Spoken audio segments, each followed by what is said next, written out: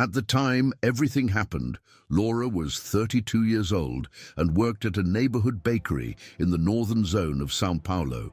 She would wake up every day at 5:30, still with the sky dark, to prepare the first breads and arrange the display with the simple cakes she made at home during the night. She lived with Alvaro in a rented townhouse, small but cozy, where they shared both the bills and their plans.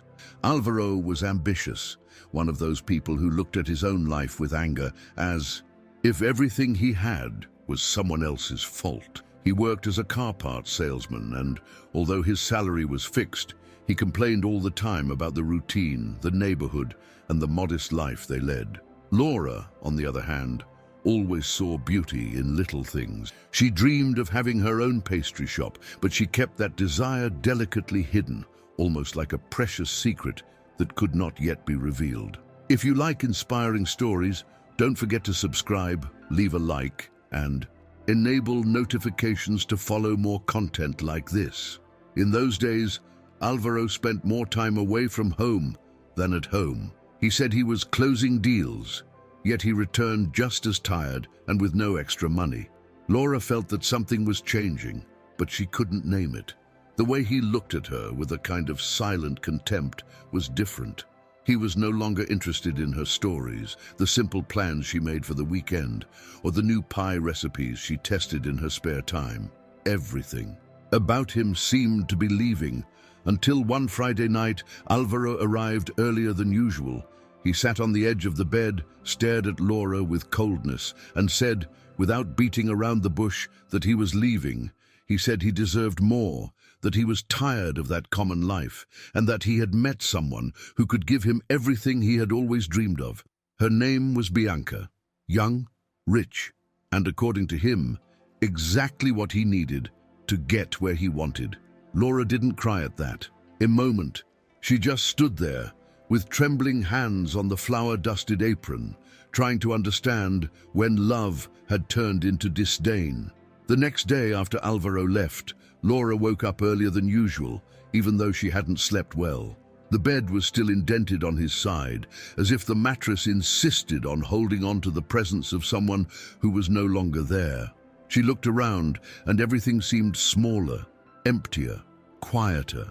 The walls of the house, which once carried the sound of their conversations and laughter, now appeared to echo the absence. She tried to get up, but her body wouldn't respond. It was as if the weight of the entire night spent crying had concentrated in her joints. Even so, she dragged herself to the kitchen, opened the cupboard, and stared at the ingredients with which she dreamed of opening her own pastry shop: flour, yeast, cocoa powder. One by one, she took the jars out, spreading everything across the counter as if rummaging through a memory she didn't want to forget. She stood there, trying to decide whether to bake a cake or simply throw everything away. The choice between continuing and giving up was entirely contained in that moment, and without saying a word, she simply started beating the eggs. The following weeks felt like crossing a glass desert. Each step seemed to cut her from within. Laura still worked at the bakery, but the days had lost their color. She arrived, greeted her colleagues with a soulless smile, and did her job as if she were a machine. The customers noticed her change. Donna Regina, a lady who always bought French bread with cream cheese, even asked if she was sick. Laura only smiled and said it was exhaustion. Deep down, it was something else. It was the pain of being replaced, of being discarded as something worthless. The worst part wasn't even that Alvaro had left. It was the way he left, without remorse, without gratitude, without looking back, as if all those years together had been a mistake he needed to erase. What hurt most was remembering the details: the shared supermarket lists, the lazy Sundays on the couch, the plans to open a business together. All of that now seemed to have been lived by someone else. Gabriella was the only person who truly noticed the gravity of what was happening to Laura. A childhood friend, a next-door neighbor, and a confidant in both good and bad times, she began appearing at the bakery more frequently, always coming up with a silly excuse. "I came to get bread. For my grandmother, I forgot my wallet yesterday. Have you seen my umbrella by any chance? At first, Laura tried to keep her distance, not out of pride, but because she didn't want to be a burden. But Gabriella was persistently caring in just the right way. She wasn't intrusive, but she also didn't back down. One day, without saying a word, Gabriella showed up at Laura's house with 2 grocery bags, a cheap bottle of wine, and a tray of frozen lasagna. They sat on the floor of the living room, ate in silence, and only after the second glass of wine did Laura break down. She told her everything: the abandonment, the humiliation, the fear of not being able to start over. Gabriella listened with teary eyes, without interrupting, and in the end, she said a simple phrase that would echo in Laura's mind in the following days. "You still have you, Lorena, and that is worth much more than you imagine." If Laura's story is touching you, like, share, and subscribe so you don't miss the next parts of this incredible journey of overcoming. Life went on, but something inside Laura began to move, even if slowly. A small, timid, almost imperceptible feeling was present. It was in this context that Doña Alba emerged. A lady with a husky voice, a slow gait and honey-colored eyes, who appeared at the bakery every Wednesday, always at the same time, to buy whole wheat bread and have a coffee without sugar. She was a discreet yet polite customer, one of those who thanked you by looking you in the eyes. One day, while Laura was cleaning the counter, she overheard Doña Alba commenting to the cashier that she missed eating a good pie, but that since she was diabetic, she had resigned herself to giving up that pleasure. Laura stopped what she was doing. For the first time in weeks, she felt something different, a spark. It wasn't anger, nor sadness, nor guilt. It was determination, a desire to do something that mattered. That night, she went home with an idea pounding in her head. For the first time in a long time, she didn't cry before going to sleep. The next morning, Laura woke up before her alarm. The sky was still dark, but she was already up, tying her apron with a haste she hadn't felt in weeks. For the first time since Alvaro left, she entered the kitchen with a purpose that wasn't just to survive the day. She opened her old notebook where she had been jotting down recipes since her teenage years and began scribbling ideas. She needed to find a balance, something tasty but sugar-free, delicate yet striking. She rummaged through the drawers, separated ingredients, and tested combinations she had never tried before. On the first attempt, the dough didn't rise. On the second, it turned out too dry. On the third, she began to find a path. By late afternoon, exhausted but with her eyes shining, she pulled an apple pie with cinnamon from the oven, sweetened with dates and a touch of lemon. The aroma filled the room, warm and welcoming, like a hug. Laura looked at the pie and for the first time in days, truly smiled. On delivery day, Laura wrapped the pie with utmost care, using a craft paper box and a ribbon she found forgotten in a drawer. She waited for Wednesday to arrive, as if expecting an important visitor. When Doña Alba entered the bakery, with her slow steps and gentle smile, Laura approached her with the package in hand and a mix of nervousness and pride in her chest. "I made this for you," she said plainly. Doña Alba's eyes widened in surprise. Laura explained that it was a new recipe, sugar-free, made especially with her in mind. The lady took the package with trembling hands, moved to tears, and simply said, "It's been years since someone made something like this for me." That hit Laura like a calm lightning bolt. The simplicity of a sincere gesture had awakened more than just gratitude. It had awakened meaning. In the following hours, Laura couldn't stop thinking about Doña Alba's reaction. While arranging the shelves, cleaning the counter, and serving customers, the lady's face kept coming to her mind like a warm memory. It wasn't about the pie itself, nor the compliment. It was about feeling once again capable of doing something that touched someone. At night, already at home and still in her apron, she reopened her recipe notebook. She began to write hurriedly, jotting down everything she remembered about making the pie. She thought of adjustments, variations, new ideas.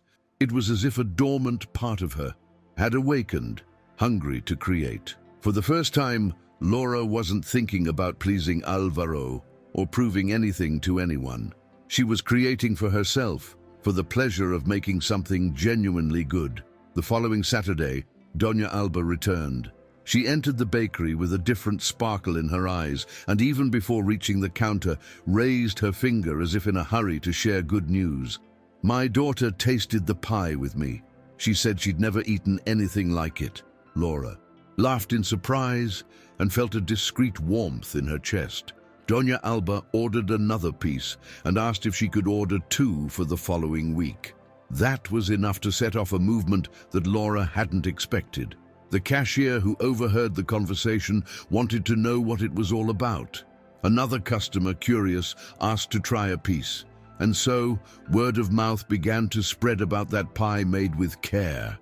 Before Laura knew it, she had 5 orders for the following week.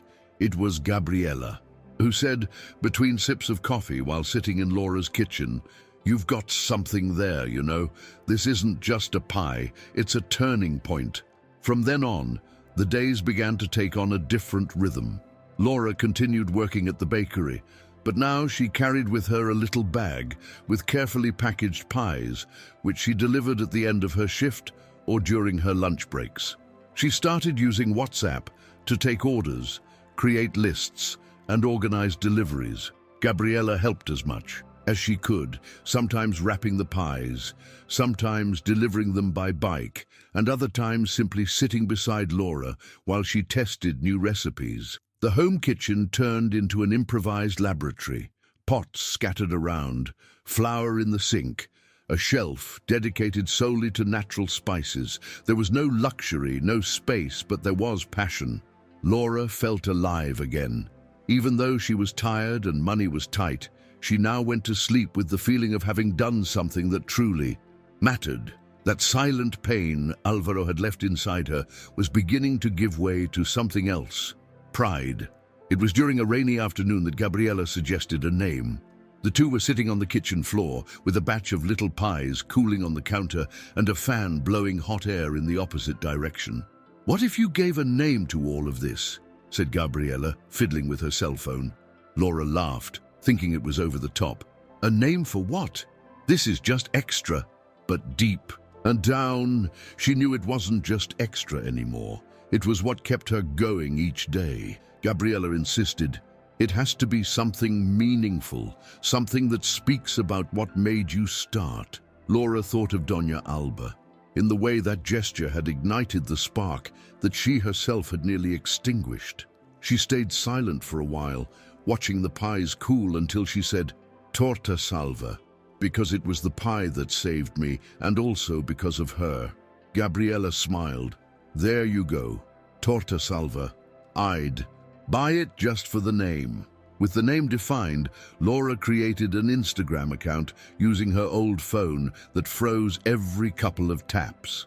The first photo was taken by Gabriela, a pie on a wooden board with a slice cut out, and the caption, "Made with affection, for those who have restrictions or simply love good things." There wasn't an explosion of likes nor a queue at the door, but gradually neighbors began to follow her. Bakery colleagues shared her posts, and a local nutritionist who treated diabetic patients got in touch asking for a partnership. Laura couldn't believe what was happening. She had never seen herself as an entrepreneur. She was just a woman trying to rebuild herself. But with every message of thanks, every "you made me remember the taste of childhood," something inside her became more certain. It was no longer just about selling pies. It was about giving back pleasure to those who had long given up on feeling. Meanwhile, Alvaro experienced a brutal contrast. He had moved into Bianca's mansion with a small suitcase and immense confidence. In the first days, he was treated as an exotic novelty. Bianca introduced him to her friends as a man with grit who came from the bottom, but in practice, he was just an accessory. She decided everything: what he wore, where they could go, with whom they could speak. Alvaro, who had always thought himself clever, was slow to realize that he no longer had a voice there. He received expensive clothes, dined in luxurious places, but all that came at the price of being invisible when it came to serious matters. He began to feel uncomfortable, then embarrassed.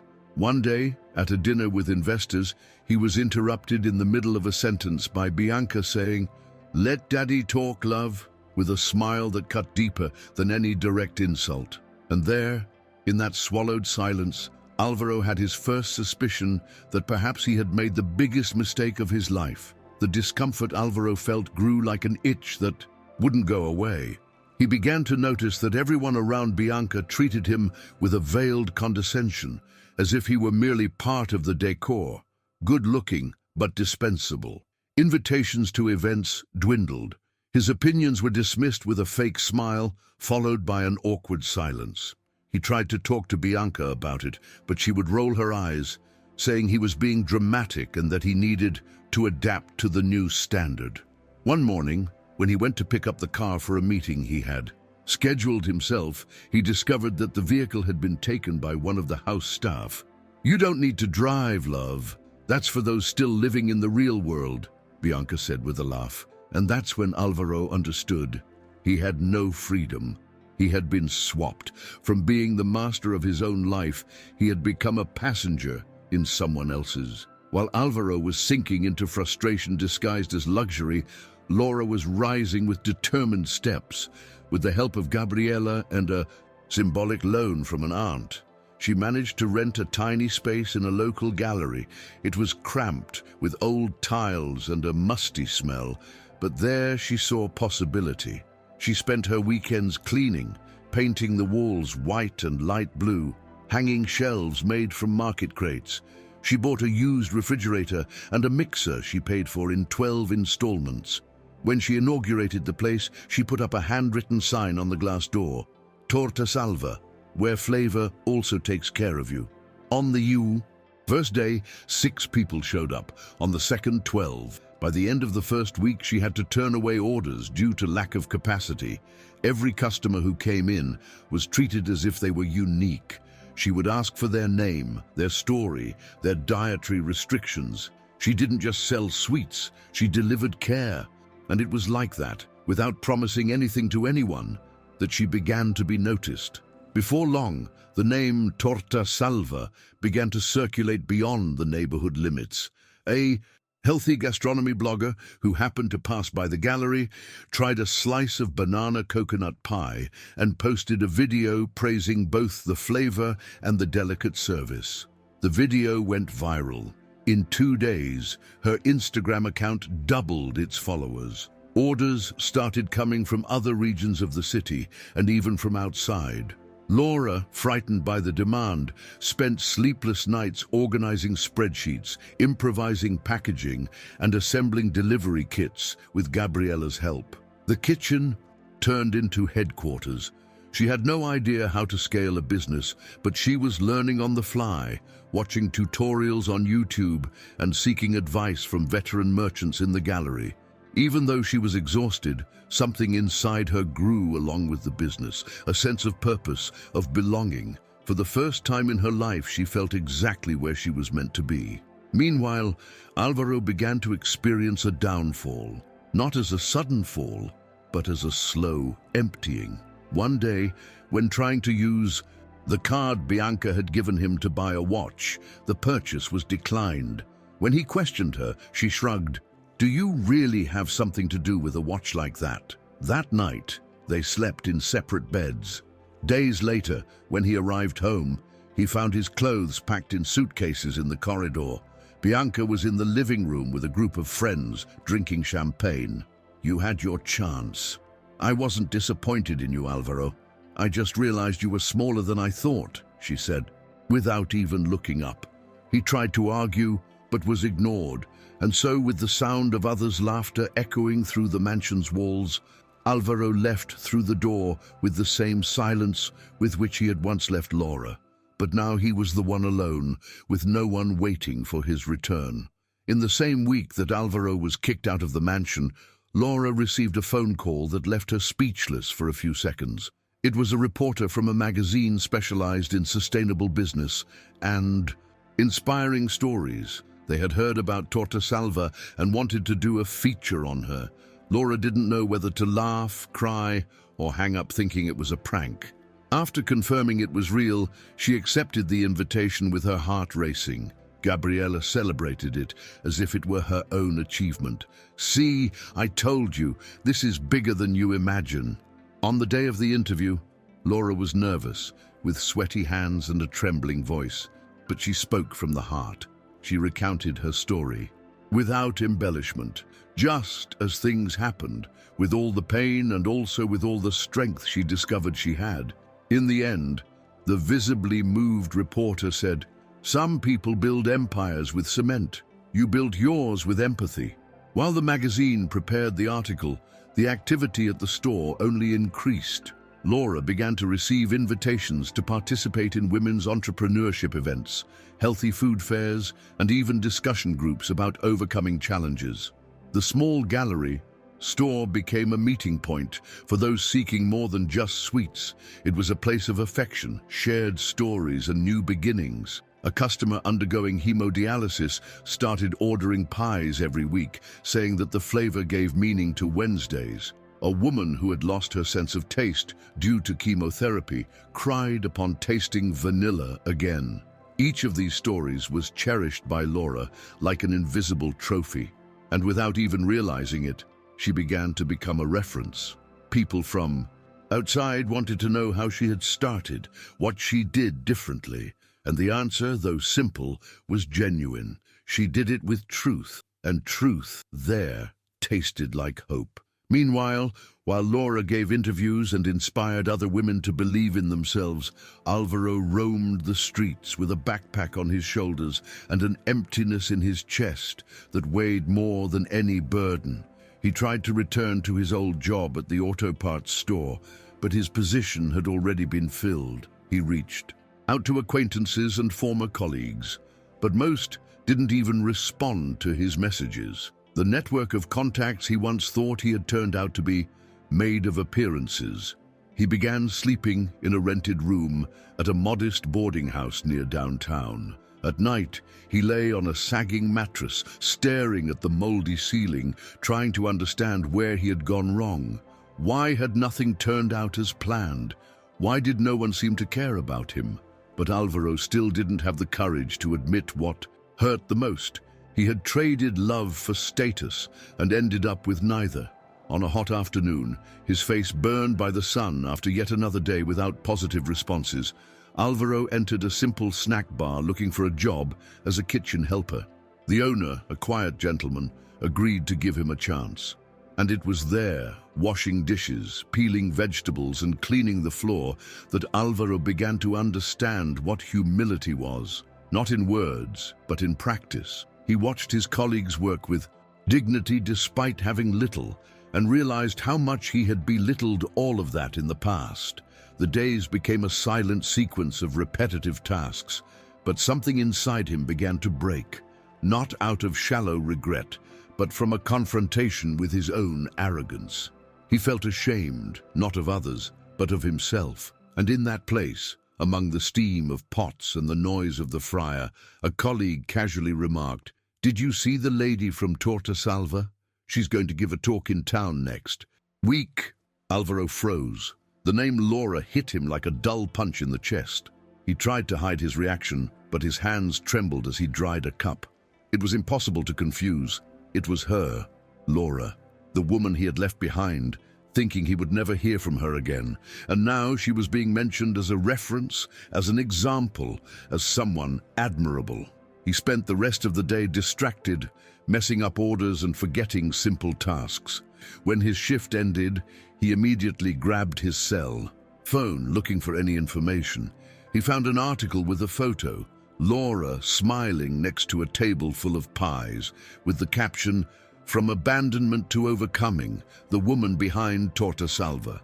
Her face looked different, not only more beautiful but stronger, more whole. The same woman, but with a light he had never seen while they were together. And that's when Alvaro felt, for the first time, something he couldn't quite name. It wasn't just guilt. It was loss. He realized that she had really moved on, and he had not. In the days that followed, Alvaro found himself silently staring at Laura's article, as if reviewing a parallel life that could have been his. The realization slowly sank in pieces. Not only had he abandoned her, he had left behind a woman with dreams, with potential, with abundant love. And now the whole world saw what he had refused to see. He began to wonder what he had done with the time wasted by Bianca, trying to be someone he wasn't. He thought of a pregnant Laura, baking her first pies alone, dealing with the pain he caused and still finding the strength to grow. These images haunted him, even in his dreams. One night, he woke up with his face wet with sweat and a question pounding in his mind. What if I had stayed? But the answer was clear. He didn't stay. And now, she was everything he had never had the courage to be. The event in town was held in a modest auditorium, organized by a support group for women entrepreneurs. Alvaro didn't have an invitation nor the presence to show up, but he came anyway. He stood outside, watching animated people coming and going, holding folders, bags, some with flyers for torta salva in their hands. He hid in a corner between two cars, his kitchen uniform soaked, his beard unshaven, trying to muster the courage to approach. When Laura appeared, surrounded by two organizers and smiling with that serene air he once knew so well, and at the same time no longer recognized, Alvaro felt a tightness in his chest. She wore a dark blue dress, and her hair was tied in a loose, elegant bun. She walked with the confidence of someone who knows her own worth. And there, in that instant, he understood how much she had changed, and how much he had been left behind. During the talk, Alvaro hid in the back of the auditorium, in the last seats, wearing a cap and with his head bowed. Laura took the stage with a lightness that impressed everyone. She began recounting her story simply, without portraying herself as a heroine, but without hiding the pain. She spoke of betrayal, abandonment, the fear of starting over, of the strength she found in a gesture of kindness for a customer, of how pain, when embraced, can turn into a seed. The audience was moved, applauding, at times standing. Alvaro kept his eyes fixed on her the entire time, as if watching the life he let slip through his fingers. When she finished, someone asked if she would forgive those who hurt her.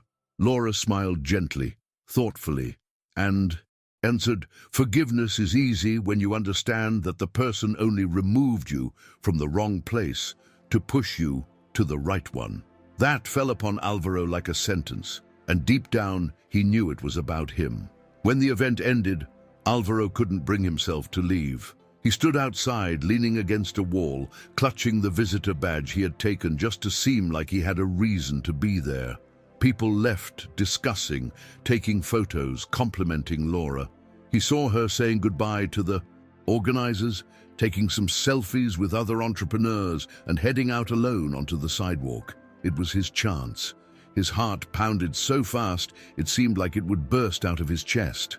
He walked slowly toward her, his steps heavy as if each required an enormous effort. When he got close, he whispered her name, Laura. She turned slowly, without surprise or shock. She looked at him for a few seconds, as if recognizing an old shadow. Then she simply said, "Hi, Alvaro."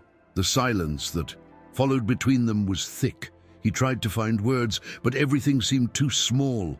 "I saw your talk, and I wanted to say that I'm really sorry for everything." Laura looked at him with a calm yet distant gaze. There was no bitterness, no anger, only absence. The same absence he had left in her so many years ago. "You don't know how much I regret it, Laura. I made too many mistakes." She took a deep breath, and for a moment, it seemed as if she was weighing whether to respond. Finally, she said in a calm voice, "You don't need to apologize, because in the end, you did for me what I would never have done on my own. You set me free." Alvaro felt his chest sink. He had hoped for perhaps a tear, a hug, or even a slap. But Laura's indifference was more devastating than any reaction. She was at peace, and he was not. Laura didn't ask how he was doing, where he was living, or what had happened since he left.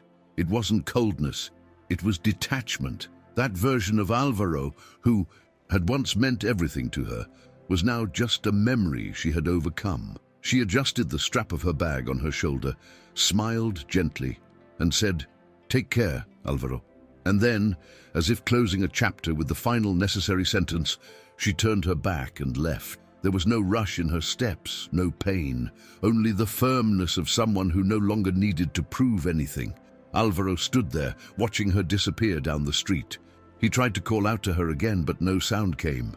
Something inside him was silently falling apart, and for the first time, he understood that what he had lost wasn't just a woman, it was the chance to have been better with her. In the following days, Alvaro returned to the restaurant where he worked, but he was not the same. The pot seemed heavier, the days longer, not because Laura treated him badly, but precisely because she didn't treat him at all.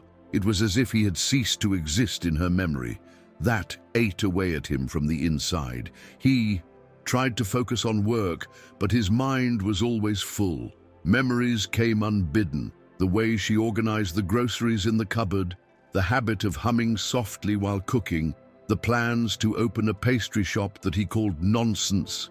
And then came what would be the final blow. One of the cooks came into the kitchen with a newspaper in hand and joked, "Look, the pie girl is here again." Alvaro grabbed the newspaper. On the front page there was a large photo of Laura with the title, "Sweet Success, the woman who reinvented healthy pastry in Brazil." In the caption, a detail he hadn't expected, and that broke him. The caption read, "After facing a traumatic abandonment and the loss of a baby, Laura turned her pain into strength and created Torta Salva, a national reference in inclusive pastry." Alvaro read and reread that sentence as if the words were knives. The loss of a baby, he didn't know. He never knew. He sat on a plastic crate by the turned-off stove, hands on his face, trying to breathe. He felt crushed by a weight that went beyond regret. It was guilt, real guilt. For the first time, it wasn't about what he had lost, but about what Laura had to face alone. A child that could have been his.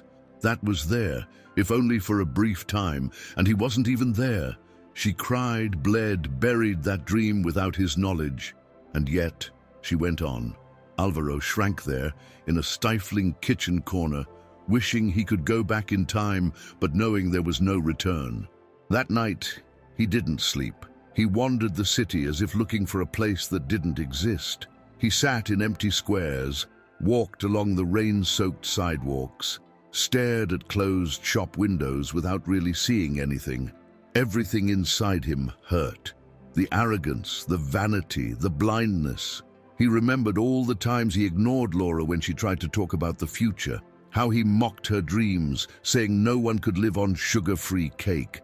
How he traded her for false promises, believing the world owed him something. And now, all he had was a rented room, a grease-stained apron, and a memory that hurt more than any humiliation he had ever suffered. He realized that Laura was not an ordinary woman. She was a fortress he had never known how to inhabit. And now, seeing her name in newspapers, recognized for everything he had scorned, was the most fitting punishment that fate could bestow upon him. In the days that followed, Alvaro tried to write a letter to Laura. He started at least 5 times. In every attempt, he stopped on the second line. He didn't know what to say. Sorry seemed too small. I didn't know sounded like cowardice. And any attempt to explain sounded like a flimsy excuse. He wanted her to know he was suffering, but deep down, he knew that wouldn't change anything. He thought about apologizing in person, but he feared being rejected again. And more so, he knew that this pain was his alone to bear. He wrote on a crumpled piece of paper, "You were the best of me, and I was the worst of you." Then he tore it up. He threw the pieces away. He decided that perhaps the only worthy thing he could still do was to accept his own silence. Not to search, not to insist, not to intrude, just to acknowledge it was too late. While Alvaro confronted that emptiness, Laura was living one of the most intense moments of her journey. She had been invited to give a talk at an international event on innovation in social business in Lisbon. The trip would be sponsored by a company that admired her work. It was the first time she would leave the country. Gabriella cried when she heard the news, saying she always knew that this pie business was going to become something big. Laura smiled, hugging her friend, remembering the first time they used the blue ribbon on Doña Alba's package. Now she was packing a blazer, passport, brand flyers, and even a portable projector. Her life, which had once fit between the bakery counter and the living room couch, was now taking on the world. But inside, Laura remained herself, the same woman who cried alone, who was afraid, who fell and got back up, only now with the certainty that she was capable, and that no one could take away. The event in Lisbon was a turning point. Laura took the stage with the serenity of someone who had seen the bottom, but had learned to plant seeds there. She recounted her story in a packed auditorium, with simultaneous translation, flashes and cameras that made her nervous but not insecure. She spoke with truth, as always. The audience was moved, and professionals from various countries came to congratulate her afterward, some asking for consulting, others wanting to resell her products. At the end of the night, sitting by the Tagus River with a coffee in hand, Laura took a deep breath and smiled at the sky. For the first time in a long while, she felt at peace. Not euphoric, not excessively proud, just peace, as if the world had rearranged itself internally. She thought of everything she had lived through, the pain, the losses, and felt gratitude, not for having suffered, but for having transformed. She knew she would still face challenges, that not everything would be easy. But now, she trusted herself. Back in Brazil, the impact of the trip was immediate. The brand gained international visibility, and Laura was invited to participate in television programs, podcasts, and even received an invitation to write a book. Even with so much exposure, she made a point of keeping her feet on the ground. She continued going to the store, attending to old customers, and testing recipes in person. She never outsourced the care. Gabriella said that was the secret. Laura did everything with soul, and soul isn't outsourced. One day, while organizing old files on her computer, she found a video recorded months before the separation, where she and Alvaro were cooking together, laughing over a dough that wouldn't rise. For a second, she felt a pang in her chest.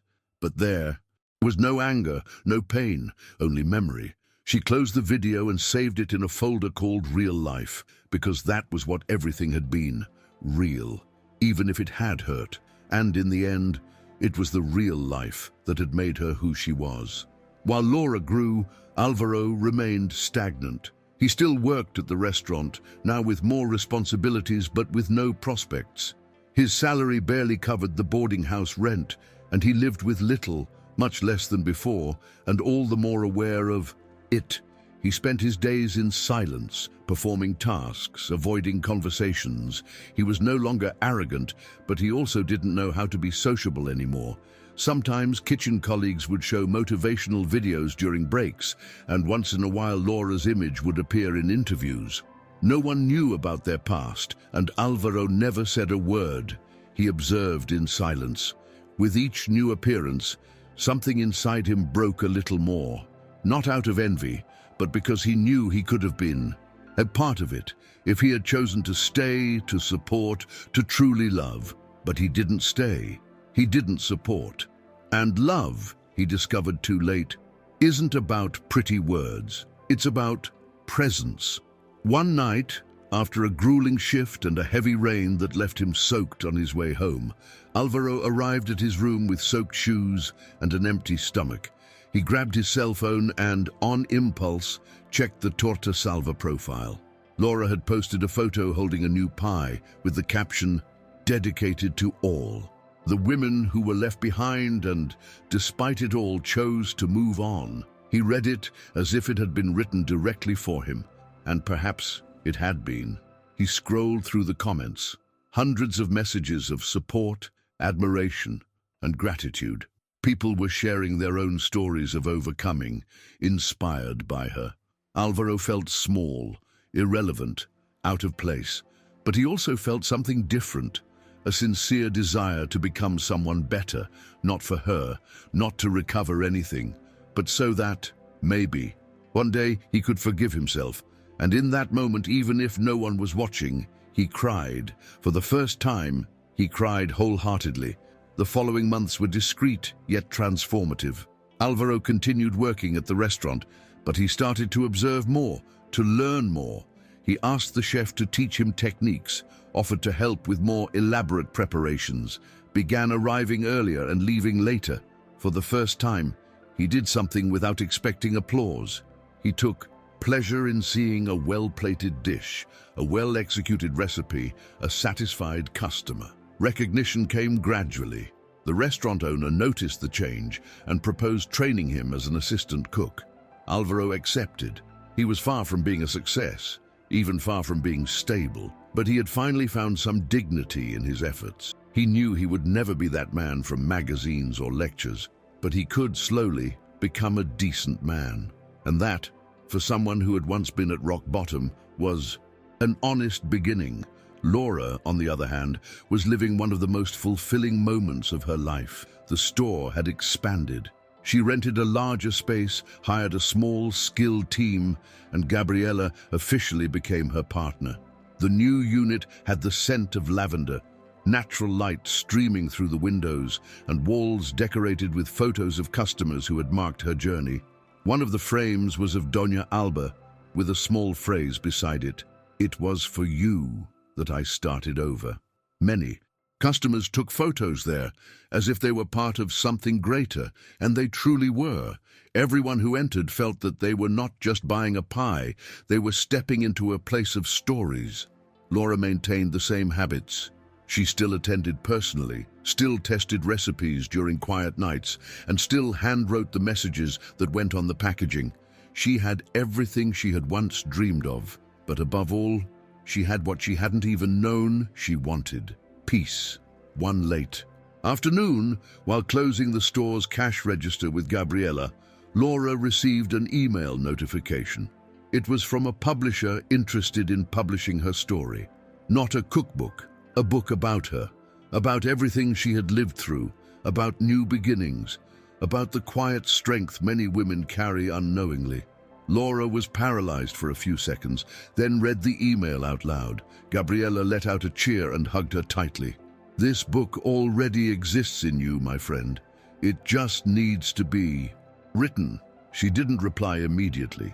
She knew that writing it all down would mean reliving old pains, exposing vulnerabilities, and naming her wounds. But she also knew that perhaps the time had come.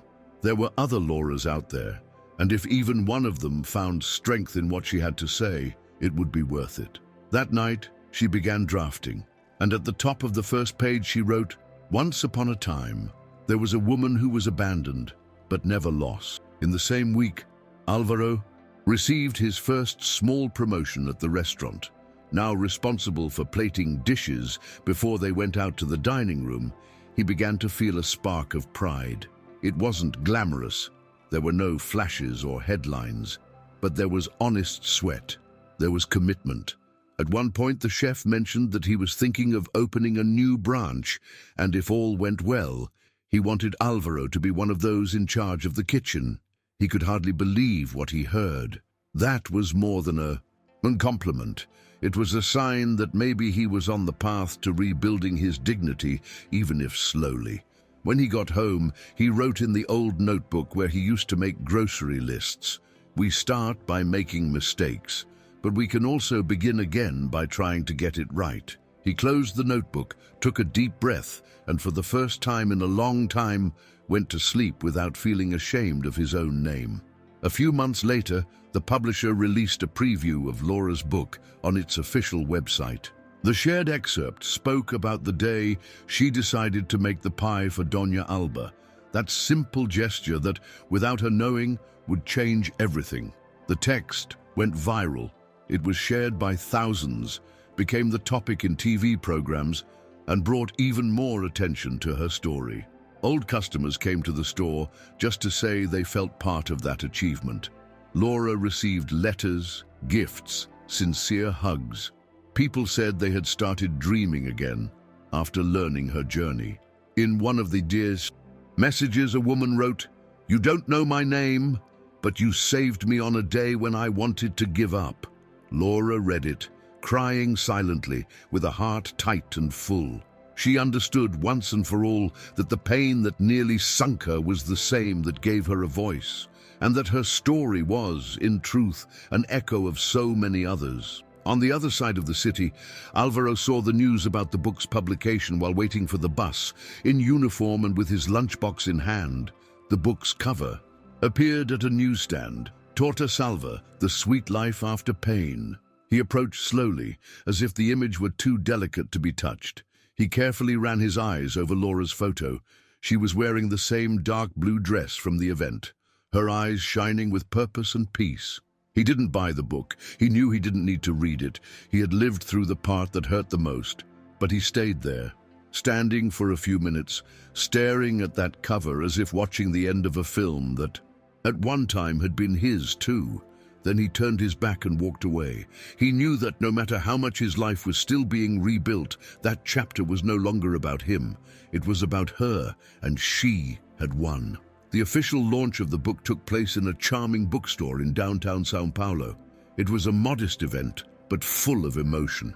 The line for autographs wound among the shelves, and every person who arrived wanted more than a signed book. They wanted to share their own story, their new beginning, their similar pain. Laura listened to everyone with attention. She didn't rush anyone. For each person, she dedicated sincere words, often accompanied by teary eyes.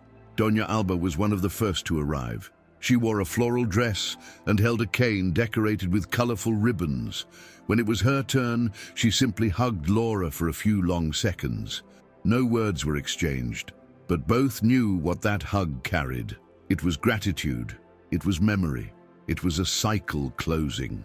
Laura dedicated the first copy to her with a simple phrase, "You saved me without knowing it." During the event, a shy young woman approached the autograph table with an anxious look. She carried a small container with a little pie, carefully wrapped. "I made this for you," she said. Laura was surprised and moved. She tasted it right there and smiled through teary eyes. "It's wonderful. You have talent." The girl was at a loss for words and then nervously said, "You inspired me. I was about to give up on college, on my business, on everything, but then I read your story." Laura held her hand firmly and replied, "Then now it's you who will inspire someone." That moment became a symbol that night, a sign that the chain of transformation never ends. It was as if each pie made, each story shared, planted another seed. And Laura now was the gardener of hopes she didn't even know were blooming. On the way home after the launch, Laura gazed out of the car window with a calm heart. The city passed by, lit and bustling, but inside there was a comforting silence. The silence of someone who no longer owes the past anything. Gabriela drove excitedly, recalling the most memorable moments of the night, talking about the people, the hugs, the testimonials. "Did you see the pie girl? And Doña Alba?" This was historic, Lorena. Laura smiled, tired and happy. When they arrived, they collapsed onto the couch with their shoes still on, opening the gifts they had received. Among the cards and packages, there was an envelope with no sender. Laura opened it calmly. Inside was a single sheet with a familiar handwriting. "Thank you for becoming who you always were, Alvaro." There was no address, no signature, just that. A belated goodbye, perhaps.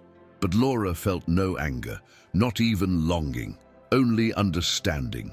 She left the note on the table and continued with her night. On the other side of the city, Alvaro hadn't gone to the launch, but he had walked past the bookstore from afar around 7 in the evening. He saw the movement, the smiles, the cars stopping, people taking photos with the banner where Laura appeared smiling. He walked around the block 1, 2, 3 times without the courage to enter. In his pocket, he carried the note written during his lunch break, carefully folded. When the line diminished and the sun had already set, he discreetly handed the envelope to one of the security guards. "It's for the author. Please deliver it." The man nodded without asking further. Alvaro left with his eyes filled, but with a lighter soul. He felt that the gesture was more for him than for her. It was as if he finally recognized that Laura had gone further, and he was still on the way. In the following months, Laura's life kept moving. She traveled for work, participated in conferences, and met other inspiring entrepreneurs. She was invited to join a training program for women from peripheral communities who wanted to start purposeful businesses. She accepted immediately, not only because she believed in the cause, but because she saw herself reflected in those women, full of ideas yet suffocated by life's urgencies. During the workshops, she recounted her story simply, without trying to seem perfect. She spoke of sleepless nights, the fear of failure, the pain of being abandoned, and in every look she received back, she saw understanding. It was as if her words built invisible bridges, and the more she shared, the more she realized that her story was no longer just hers, it belonged to everyone, and that, to her, was the greatest prize of all. Meanwhile, Alvaro continued his routine at the restaurant. He was now respected by his colleagues, and even the boss consulted him on small decisions. It wasn't a spectacular turnaround, but it was real. One day, a large order came in for a healthy food event. He was assigned to help with the menu. During the preparation, he overheard one of the nutritionists mention torta salva as a reference. He didn't comment, simply continued chopping vegetables with focus. Later, when everyone left the kitchen, he opened his cell phone and saw that Laura had posted a new recipe. It was a savory pie with affordable ingredients designed for women in vulnerable situations. In the post, she said, "Not everyone has everything, but everyone has something, and it's with that something that we begin." Alvaro smiled with a mix of sadness and pride. There was no longer any anger, only a deep respect for everything she had become and for what he never had the courage to be. One afternoon, Gabriela suggested that Laura hire someone to help create content for the brand. "You can't do everything on your own anymore, Lorena. Let someone help you tell this story." Laura hesitated at first. It was hard to delegate something so personal, but eventually she agreed. She interviewed a few candidates and chose a young, sensitive journalist with an attentive look and respect for the brand's journey. Together, they began to document not only recipes, but the stories behind them. Each dessert carried a name, a memory, a meaning. There was Torta da Luz, inspired by a customer who overcame depression, and Torta Dona Ruth, made in honor of a lady who left a thank you note before she passed away. It was more than pastry, it was living memory. Laura knew that, and she became emotional every time she saw someone with shining eyes taking their first bite. At the restaurant, Alvaro was also changing quietly. He started saving money, opened a savings account with a symbolic name, Recomeço, new beginning. Sometimes he dreamed of opening a small business, perhaps an honest meal delivery service with affordable and lovingly prepared dishes. He didn't know when or how, but for the first time he had patience. He knew that true things take time. A fellow cook commented one evening, "You've changed, man. You used to be stubborn. Now you're different." Alvaro only smiled. He no longer needed to prove anything.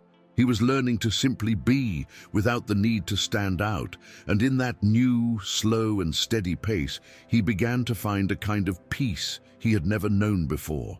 Sometimes he thought of Laura, yes, but without bitterness. It was as if her memory had become his compass, a reminder that one can get lost and still find oneself if one has the courage to face the truth. One Sunday morning, while cleaning the shop window at the store, Laura was approached by an unfamiliar lady. With attentive eyes and a shy smile, she carried a thermal bag and a small notebook. "Sorry for coming unannounced, but I needed to meet you." Laura welcomed her kindly and invited her in. The woman introduced herself as Miriam, and she had recently lost her husband. She explained that for weeks she couldn't get out of bed. One day, her granddaughter came with a slice of torta salva, saying, "The lady from this shop has overcome so much. You will too." They ate together in silence. And that afternoon, according to Miriam, she decided to live. "I just came to thank you. Your pain turned into my strength." Laura listened with teary eyes, touched by the unexpected connection. And once again, she understood that her work was more than just a recipe. It was a meeting point for stories that survived. Outside, Gabriella captured the scene on her cell phone without Laura noticing. Later, she posted the photo with the caption, "This is how Torta Salva keeps saving lives." The post received thousands of comments within hours. Many shared similar stories, others simply expressed thanks. One follower wrote, "You don't know my name, but your story changed my life." Laura replied to all the messages calmly, without haste. Each one was like a virtual hug, and at the end of the day, sitting in the kitchen with a cup of tea, she said to Gabriella, "Sometimes I think it wasn't just the pie that saved me. It was the listening, the care, and maybe even the pain." Gabriella agreed with a smile. "But now, it's your light that saves others." And for the first time, Laura didn't feel uncomfortable with the idea. Maybe that was it. Maybe she had truly become light.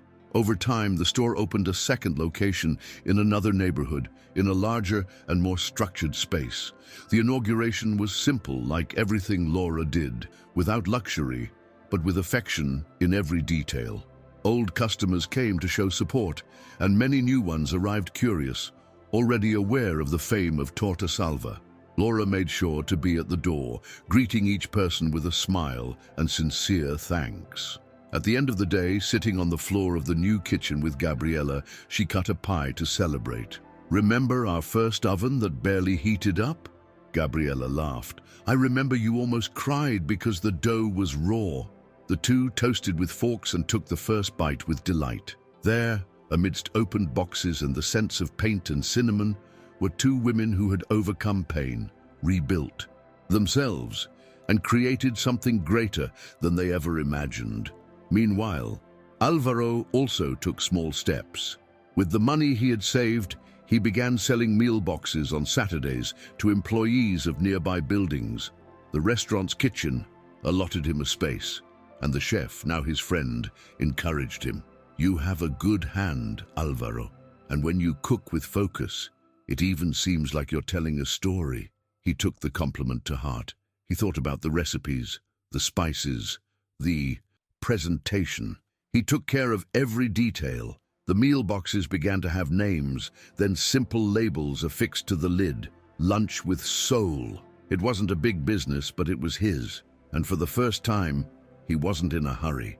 He understood that rebuilding wasn't about returning to what he was, but about becoming someone he never had the courage to be.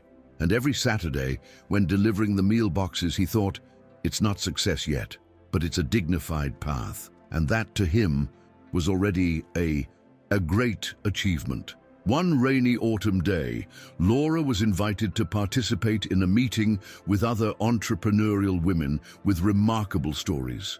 It was a closed, almost intimate event organized by an NGO that supported survivors of domestic violence and abandonment. Each participant shared their journey, their stumbles, their victories. When it was her turn, Laura spoke calmly. She recounted the day she was alone in that small kitchen, the first pie, Doña Alba, the baby she lost that no one knew about. For the first time, she spoke out loud about that pain, and when she finished, the silence in the room was deep, respectful. Then, one of the women hugged her and said, "You didn't just survive, you built a bridge for us to cross as well." That comment stayed with her for days, because deep down, that was it. Laura had turned her pain into a path and left the lights on for those who came after. At home that same night, Laura wrote a new page in her recipe notebook, different from the others. At the top, she drew a simple bridge with fine lines, and below she wrote, "Torta Ponte," for those who need to cross a difficult moment. The next day, she began working on the recipe. She wanted it to have a firm texture, a comforting flavor, and affordable ingredients. She tested combinations with cocoa, nuts, and a sweet potato base. When she reached the final version, she cried, not from sadness, but because she had managed to transform it into something that embraced. The pie was launched the following month and became an immediate success. Customers sent messages saying that torta ponte was like a hug on tough days, and Laura, with a sweet knot in her throat, realized that the journey of overcoming never truly ends. It just changes form. And now it was her who extended a hand to those still in the middle of the crossing. The news of torta ponte even reached Alvaro unexpectedly during a conversation with a regular meal box customer. She enthusiastically mentioned the launch. "Did you see? That lady from Torta Salva created a beautiful new recipe with a symbolic name. I think it's the most touching thing I've ever seen." Alvaro listened silently, feeling Laura's name hit his chest like an old song whose lyrics he still remembered. When he got home, he looked up the post about the new pie. He read the caption carefully, saw the image of the dessert with the bridge drawn on the plate, and once again felt that she was still moving, creating, transforming. And him, he still walked, but now he felt no envy. He felt gratitude for her having found a way, for him having learned to respect his own pace, and above all, for knowing that even without being by her side, he had learned a lot from her absence. In the following week, Alvaro received a special order. A small company wanted to contract his meal boxes for an internal training session. It was the first time he would make a bulk delivery.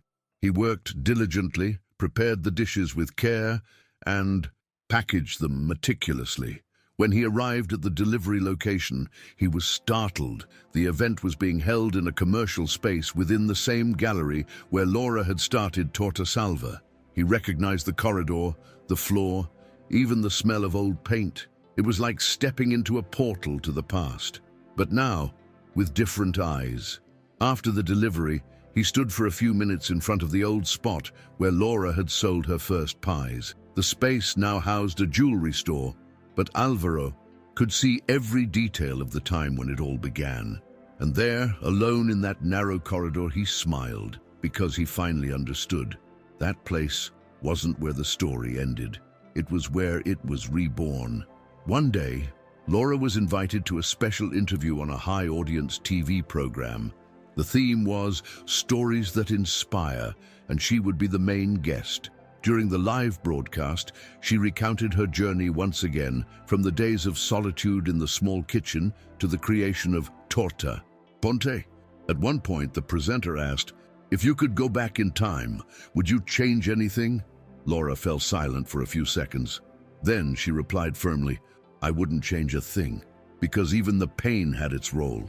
Without it, I wouldn't have discovered what I'm made of." The audience gave a standing ovation. At home, Gabriela cried on the couch as if Laura were her own daughter. And among the thousands watching on TV was Alvaro, standing still in uniform, with the boarding. House's TV on low, so as not to disturb the other rooms. He didn't blink, he only listened, and he felt. After the program ended, Alvaro stood there, motionless, staring at the TV channel's sign. He felt proud, yes, but there was also a tinge of mourning. Mourning for all that could have been and wasn't, for not having been man enough when she needed him, for having confused greatness with appearance. But that night, for the first time, he didn't cast himself as a victim, nor as a perpetrator, just as someone who had erred and who had learned. He took a piece of bread paper, scribbled on it with the pen from his pocket, "We don't save ourselves alone, but we can learn not to sink others." He folded the paper and put it in his wallet. He didn't want to forget that sentence. It was what he needed to remember every day, to keep trying to be someone better. Not for her, not out of regret, but because he now knew that growth doesn't come from running from the pain, but by going through it. Entirely. As time passed, Laura launched an online course aimed at women who wanted to start businesses with purpose. The project was called Recipes of New Beginnings and combined pastry techniques with reflections on self-confidence, resilience, and business vision. The students came from all over Brazil, many with stories of pain similar to hers. Laura recorded the videos in her own kitchen without sophisticated scripts or high-end equipment. She made a point of keeping everything simple, just as she had started. During one live class, a participant asked, "How did you know you had overcome it?" Laura thought for a moment and answered, "When I realized that what hurt me no longer defined me, and that what wounded me became a bridge for others to cross." The screen filled with hearts and emotional messages, and in that moment, once again, she was certain she was exactly where she needed to be. At the same time, Alvaro decided to enroll in an evening course in popular gastronomy. It was free, offered by an NGO, but it required commitment and discipline. Working all day and studying at night wasn't easy, but he saw it as a way to rebuild, brick by brick, his own foundation. Gradually, he began to stand out. He had a good palate, solid execution, and now, unlike before, he listened with humility. One of the professors commented, "You cook as if you have something to say." Alvaro smiled with downcast eyes. It was true. He now knew there was a story behind every chop, every spice, every dish served. And deep down, he still carried the desire to one day teach as well, not to show off, but to show that it's possible to start over even after having done everything wrong. And that, in itself, was a form of justice, not with others, but with himself. A few months later, Laura was honored with a National Entrepreneurship Award. The ceremony took place in Brasilia in a packed theater, broadcast live with press coverage. She stepped onto the stage with her usual calm, holding a recycled wooden trophy as if it was something sacred. In her speech, she didn't talk about profits or targets. She spoke about people. She said that success wasn't about growing bigger, but about turning pain into something useful. She thanked her team, her customers, Doña Alba, Gabriela, and even the darkest moment of her life that forced her to ignite her own light. The audience rose, moved. It was impossible not to identify with it, because pain, everyone knows it. But not everyone knows what to do with it, and Laura knew.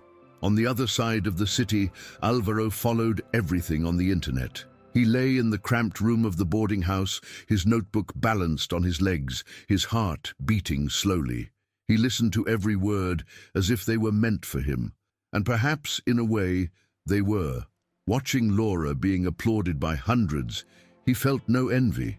He felt gratitude for having had the chance to know her one day, and even more for having learned, albeit late, that true love doesn't demand permanence. It demands presence, and he had failed at that. But now, he made sure to be present in his own life, to care for the people around him, to serve with attention. When he closed his notebook, he didn't cry. He only sighed deeply, as if finally accepting that some people are not destiny. They are awakening. Sometime later, Laura received an unexpected invitation to return to the bakery where she had worked before everything happened. The new manager wanted to pay homage to former employees who had left positive marks in the place's history. The idea was to hold a reunion between past collaborators and loyal customers. Laura was surprised but accepted, not out of vanity, but because she felt it might serve as a symbolic closure. On the day of the event, she wore a simple blouse, tied her hair in a loose bun, and brought some pies to share. Upon arrival, she was greeted with hugs and smiles. The same lady who used to buy bread with cream. Cheese every day was still there. "I knew you'd go far, my daughter. I always knew." Laura smiled, moved. She walked to the counter where she had spent so many quiet mornings cleaning, serving, trying to move on. Now, she stepped there with a light heart and a whole soul. During the event, she was invited to say a few words. She stepped onto a small wooden platform improvised as a stage and thanked the bakery for being the place where it all began, even if she only understood that later. She said that at that counter, among batches of bread and downcast looks, she discovered that she could be reborn. Sometimes we don't realize it, but new beginnings start among the broken pieces. The people applauded warmly. A young employee approached and asked for advice. Laura held her hands and said, "Don't rush, but also don't get used to what dims you." That was it. There was no formula, no secret, just courage. At the end of the night, before leaving, Laura took one last look at the counter and smiled. There was no more pain there, only memory, and that was enough. That same night, back at home, Laura baked a different pie. It had neither a name nor a commercial purpose. It was just for her. She mixed ingredients while listening to an old playlist with songs she used to hear on the hardest days. As the dough baked, she sat at the kitchen table barefoot with an open notebook in front of her. There, she began writing a new project, something aimed at women who had never been able to start. She wanted to create a free online space where these women could learn the basics, how to deal with fear, how to make their first product, how to sell with dignity. She wasn't exactly sure how to make it happen, but that had never stopped her before. It was her way of giving back everything she had received, because now, more than ever, Laura understood that success without sharing is empty, and she definitely didn't want to be just successful. She wanted to be useful. The next morning, while testing another recipe, she received a phone call. It was from the production of a popular morning show, inviting her to a special edition on stories of overcoming. She accepted lightly, without the nervousness she once had. She had already understood that telling her story wasn't about exposing herself, it was about paving the way. During the interview, the host asked, "What would you say today to that Laura in a flour-dusted apron who thought life was over?" She thought for a moment, then replied, "I'd say it's not over. It's only just beginning." The audience applauded, and she smiled, not for the applause, but for the certainty that it was true. Her life, after everything, was still under construction. And now, every brick she laid had a name: affection, truth, courage, because it was pain that pushed her. But it was love, self-love, love for people, love for what she did, that sustained her. After the program, Alvaro received an unexpected message from his mother, with whom he had spoken little in recent years. She'd watched Laura's interview and wrote simply, "You met an extraordinary woman. I hope you're becoming a man worthy of her." Alvaro read the message several times before replying. He wasn't offended. On the contrary, he felt a strange pride for having once been a part of that story. He replied sincerely, "I'm trying, Mom, slowly, but I'm trying." After that, he went out for a walk, as he had started doing on nights when he needed to organize his thoughts. The city seemed quieter, or perhaps he was just calmer. He sat on a bench in the same square where months earlier he had cried for the first time in a long time. Now, he simply breathed. There was no hurry, no anguish. There was process, and he was living his. On the other side of the city, Laura was closing up at the store. The new unit was already running independently, but she liked to go through it, talk to customers, and taste flavors with her team. It was her way of keeping her feet on the ground. Before leaving, she handwritten a note and stuck it on the kitchen refrigerator. "Remember, every recipe carries a story, and yours is worthy." On her way out, she passed by a customer waiting for an order and overheard the attendant saying, "That's the founder, the pie lady." The customer's eyes widened and she smiled. "Wow, I thought it was just a made-up marketing story." Laura simply smiled back and replied, "It's real, with all its beauty and all its difficulty." And she left, feeling that even if everything changed again one day, no one could ever take away what she had built with truth. Because when the foundation is built on affection, life finds a way. On the following Saturday, Laura participated in a food fair in a downtown square.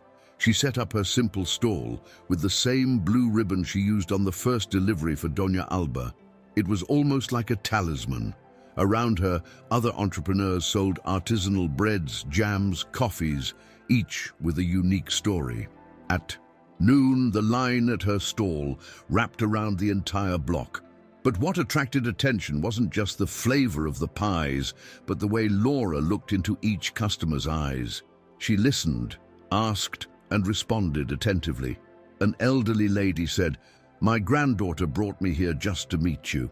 An emotional father revealed that his autistic son only ate her pie. Every story was another brick in what she had been building, and every compliment was received with humility, as if it were the first time. At the end of the fair, as she was gathering her utensils, Laura was approached by a young journalism student.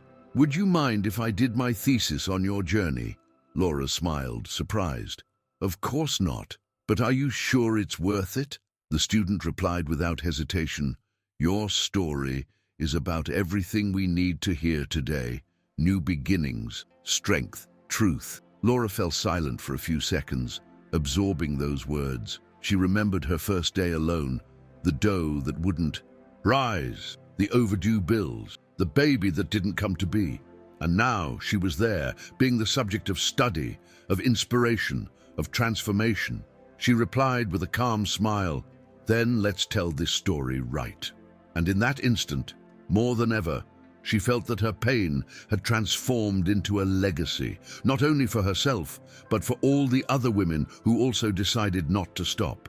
Meanwhile, Alvaro was finishing his culinary course with honors. During the closing ceremony, the professors highlighted his evolution, not just technical, but human. One of them said while handing him the certificate, "You learned how to cook, but more importantly, you learned how to listen." Alvaro smiled with teary eyes. It was true. He now listened to customers, colleagues, and the signals of his own body. He had learned that serving went far beyond the dish. It was about being present, about caring. After graduation, he invited some friends to celebrate with brewed coffee and homemade cheese, bread. No one talked about the future, about targets, about ambition.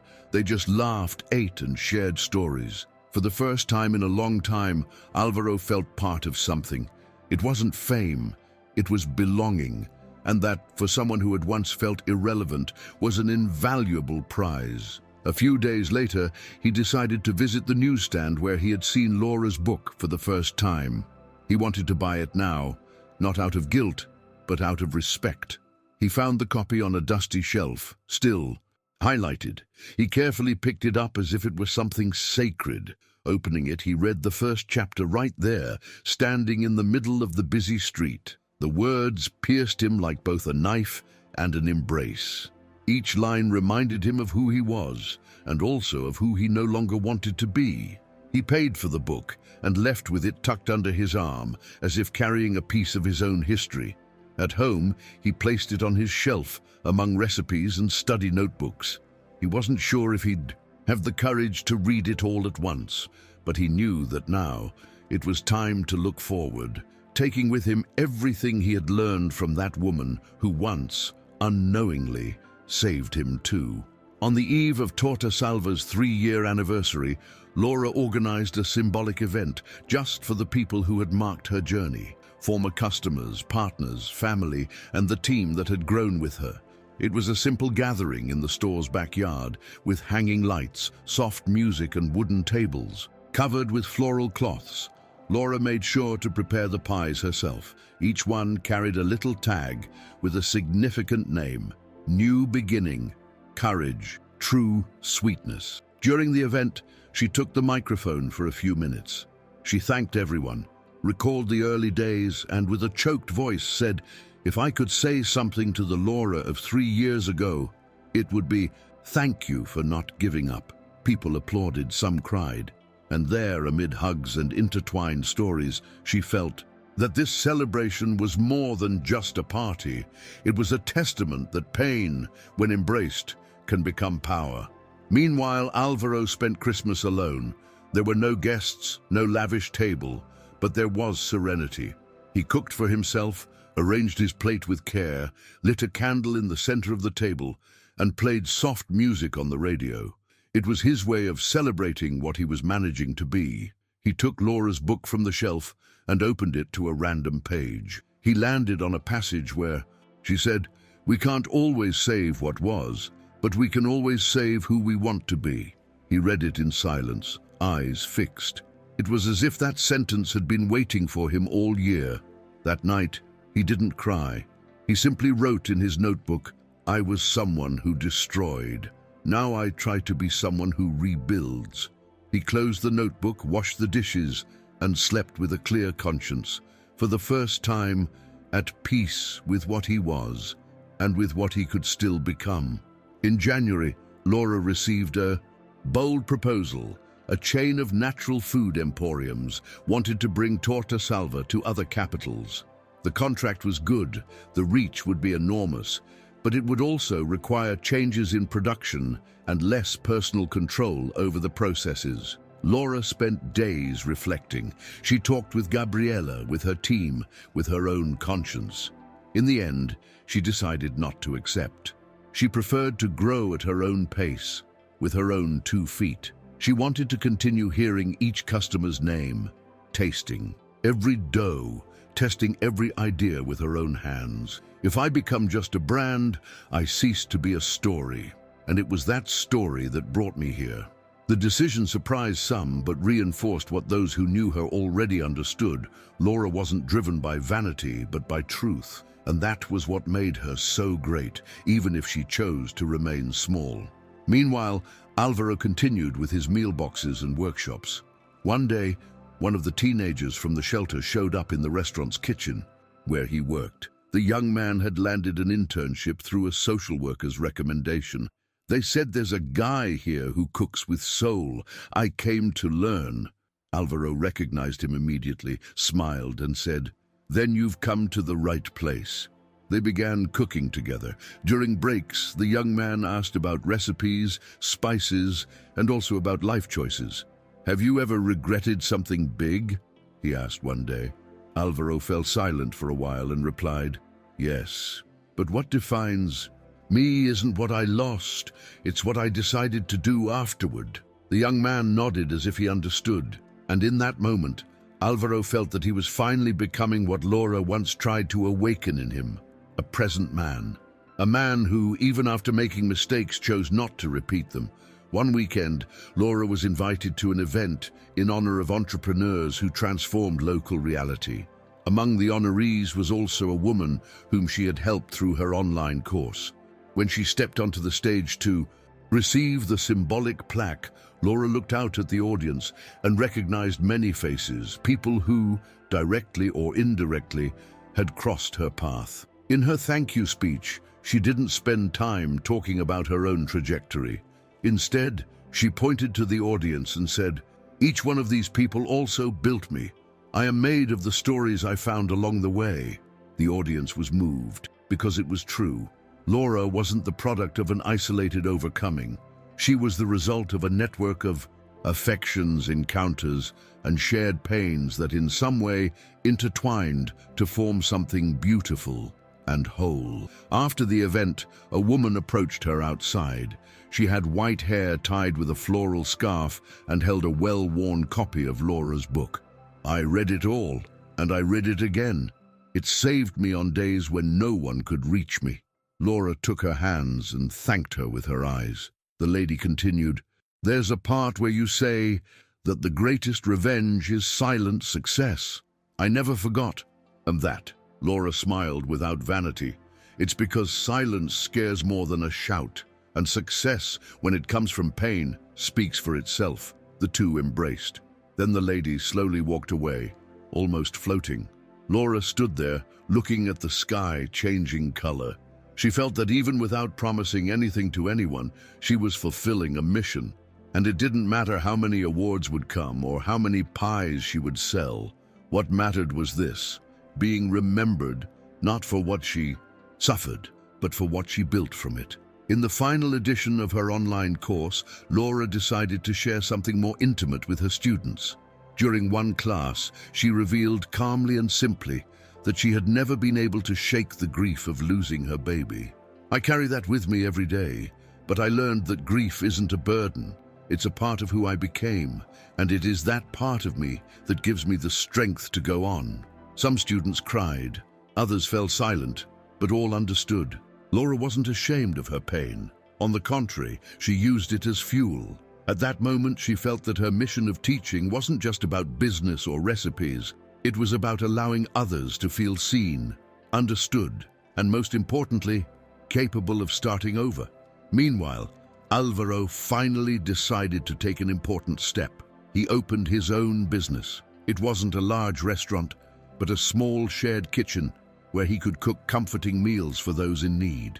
On the first day, he did everything with an open heart and no hurry. He served simple dishes made with dedication to those who came by. In the end, a lady thanked him, saying she had never eaten something so delicious, made with so much care. Alvaro smiled, and for the first time, felt that he was in the right place. It wasn't fame or immediate recognition, but once again, it was about being present in what he did, and that for him was the beginning of something new, not measured in success, but in peace with his choices. As the months passed, Laura and Alvaro continued on their parallel paths. She expanded her business carefully, always keeping an eye on the stories she carried with her. And he, more discreetly, slowly rebuilt his life with his meal boxes and small shared kitchen. Both knew the path wouldn't be easy, but now, unlike before, they walked it with lightness. Laura never sought greatness. She just wanted to live with purpose, and that purpose guided her every day in the small gestures, in her contact with people, in the care for her art. And Alvaro had finally understood that the greatest success isn't about being seen, but about being true to oneself. One day, while passing by a cafe where she used to have her solitary coffee, Laura saw someone familiar. Alvaro was there in an apron, with his hands covered in flour, preparing a meal for a customer. She recognized him immediately, but didn't make a point of approaching. She only stopped at the door and watched him. She saw him smile, talk to the customer, serve with care. And in that moment, Laura realized that although things between them had ended painfully, she was at peace. Their story, which once seemed lost, was now part of what both had become. And in some way, that completed them. They were finally where they were meant to be. When the year ended, Laura took a moment to reflect on everything she had achieved. She was tired, but fulfilled. The flow at her store continued to grow, and the online course had more enrollments every month. She had become a symbol of perseverance, of overcoming, but she knew that the secret of her journey wasn't in recognition or financial success. The true secret was the transformation that happened within her, a transformation that no one could ever take away. It was the reconciliation with pain, the acceptance that without it, she would never have grown so much. Meanwhile, Alvaro spent more time alone, but now with a different calm. He no longer tried to compensate for what he had lost or apologize for everything he had done. He knew that life didn't give second chances, but with each new step, he felt lighter, more whole, and somehow he knew that what he had experienced with Laura had shaped him, and that pain had also been his teacher. On a Sunday afternoon, he received an unexpected invitation to a small farewell party for Laura's team. It wasn't about reconciliation anymore, but about recognizing what he had helped build, and how, even from afar, he had become part of that story. He accepted the invitation, not to seek anything, but because deep down he already knew, sometimes, the true victory is meeting the past without regrets. And at that gathering, both could finally toast to what they had learned and to what together they had overcome. And so, Laura and Alvaro continued their lives, now on parallel paths, but with something in common, the understanding that at some point, pain was necessary for them to become who they were. It was no longer about losing or winning. It was about living with dignity, with courage, and with an open heart for the next step. If you've read this far, leave your comment, share it with your friends, and don't forget to activate notifications to continue following stories that make us reflect on life and new beginnings.